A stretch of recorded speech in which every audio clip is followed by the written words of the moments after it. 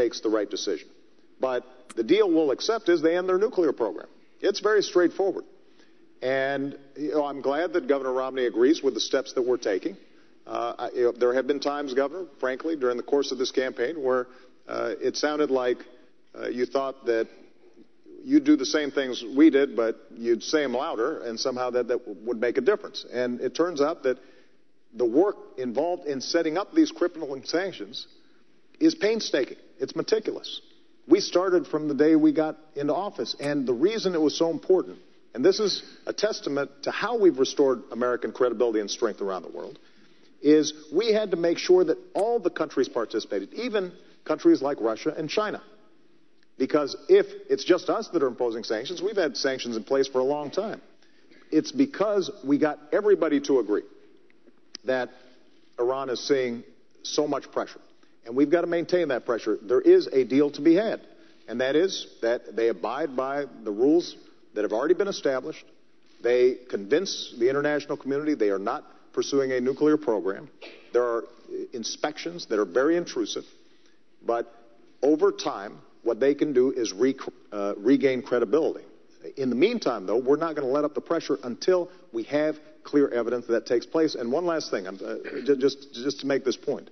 The clock is ticking.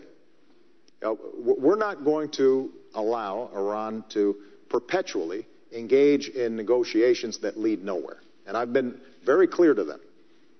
Because of the intelligence coordination that we do with a range of countries, including Israel, we have a sense of when they would get breakout capacity, which means that we would not be able to intervene in time to stop their nuclear program. And that clock is ticking. And we're going to make sure that if they do not meet the demands of the international community, then we are going to take all options necessary to make sure they don't have a nuclear weapon. Governor. I think from the very beginning, one of the challenges we've had with Iran is that they have looked at this administration and felt that the administration was not as strong as it needed to be. I think they saw weakness where they had expected to find American strength. And I say that because from the very beginning, the president in his campaign some 4 years ago said he'd meet with all the world's worst actors. In his first year, he'd sit down with Chavez and Kim Jong-il, with Castro, and with President Ahmadinejad of Iran. And I think they looked and thought, well, that's an unusual honor to receive from the President of the United States. And then the President began what I've called an apology tour of going to various nations in the Middle East and criticizing America. I think they looked at that and saw weakness. Then when there were dissidents in the streets of Tehran, a green revolution, holding signs saying, "Is America with us?" the President was silent. I think they noticed that as well. And I think that when the President said he was going to create daylight between ourselves and Israel, that they noticed that as well. All of these things suggested, I think, to the Iranian mullahs that, hey, we can keep on pushing along here. We can keep talks going on, but we're just going to keep on spinning centrifuges. Now there are some 10,000 centrifuges spinning uranium, preparing to create a nuclear threat to the United States and to the world. That's unacceptable for us, and it's essential for a president to show strength from the very beginning, to make it very clear what is acceptable and not acceptable. And an Iranian nuclear program is not acceptable to us. They must not develop nuclear capability. And the way to make sure they understand that is by having from the very beginning the tightest sanctions possible. They need to be tightened. Our diplomatic isolation needs to be tougher. We need to indict Ahmadinejad. We need to put the pressure on them as hard as we possibly can. Because if we do that, we won't have to take the military action. Bob, let me just respond. Nothing Governor Romney just said is true. Starting with this notion of me apologizing. This has been probably the biggest whopper that's been told during the course of this campaign. And every fact checker and every reporter who's looked at it, Governor has said this is not true. And when it comes to tightening sanctions, look, as I said before, we've put in the toughest, most crippling sanctions ever. And the fact is, while we were coordinating an international coalition to make sure these sanctions were effective, you were still invested in a Chinese state oil company that was doing business with the Iranian oil sector.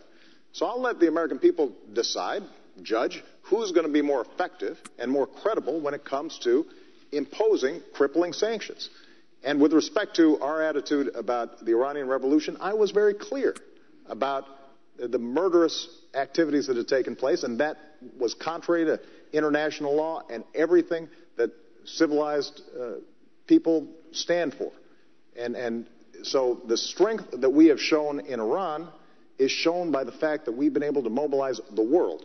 When I came into office, the world was divided. Iran was resurgent. Iran is at its weakest point economically, strategically, militarily than in many years. And we are going to continue to keep the pressure on to make sure that they do not get a nuclear weapon. That's in America's national interest, and that will be the case so long as I'm president. We're 4 years closer to a nuclear Iran. We're 4 years closer to a nuclear Iran. And we should not have wasted these 4 years to the extent they've continued to be able to spin these centrifuges and get that much closer. That's number one. Number two, Mr. President, the reason I call it an apology tour is because you went to the Middle East and you flew to Egypt and to Saudi Arabia and to Turkey and Iraq. And by the way, you skipped Israel, our closest friend in the region. But you went to the other nations. And by the way, they noticed that you skipped Israel. And then in those nations, and on Arabic TV, you said that America had been dismissive and derisive. You said that on occasion America had dictated to other nations. Mr. President, America has not dictated to other nations. We have freed other nations from dictators. Let me respond. If we're going to talk about trips that we've taken, when I was a candidate for office, first trip I took was to visit our troops. And when I went to Israel as a candidate, I didn't take donors. I didn't attend fundraisers. I went to Yad Vashem, the Holocaust Museum there, to remind myself the nature of evil and why our bond with Israel will be unbreakable. And then I went down to the border towns of Sderot, which had experienced missiles raining down from Hamas. And I saw families there who showed me where missiles had come down near their children's bedrooms. And I was reminded of what that would mean if those were my kids, which is why, as president, we funded an Iron Dome program to stop those missiles. So that's how I've used my travels when I travel to Israel and when I travel to the region. And the central question at this point is going to be who's going to be credible to all parties involved. And they can look at my track record, whether it's Iran sanctions, whether it's dealing with counterterrorism, whether it's supporting democracy, whether it's supporting women's rights, whether it's supporting religious minorities, and they can say that the President of the United States and the United States of America has stood on the right side of history. And that kind of credibility is precisely why we've been able to show leadership on a wide range of issues facing the world right now. What if the Prime Minister of Israel called you on the phone and said, our bombers are on the way, we're going to bomb Iran? What do you say? Bob, let's not go into hypotheticals of that nature. Our relationship with Israel, my relationship with the Prime Minister of Israel is such that we would not get a call saying our bombers are on the way or their fighters are on the way. This is the kind of thing that would have been discussed and thoroughly evaluated well before that kind of last minute. So you say it just wouldn't happen. That's okay, well, let's see what... Let me come back. Let's come back and go back to what the President was speaking about, which is what's happening in the world. And the President's statement that things are going so well. Look, I look at what's happening around the world, and I see Iran 4 years closer to a bomb. I see the Middle East with a rising tide of violence, chaos, tumult. I see jihadists continuing to spread, whether they're